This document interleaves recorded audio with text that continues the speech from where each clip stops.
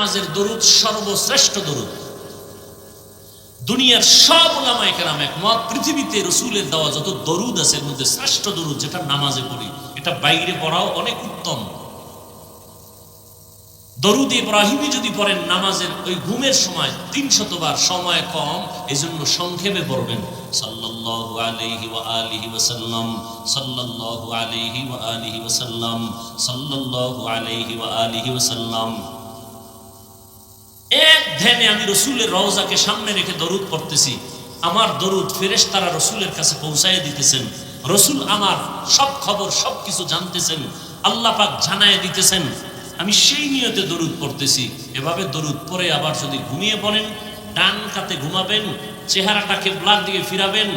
আল্লাহকে সাক্ষী রেখে বলে গেলাম, এই আমলটা যদি লাগাতার চালু রাখেন, ঘুমের মধ্যে রাসূলের সাথে মোলাকাত হয়ে যাবে।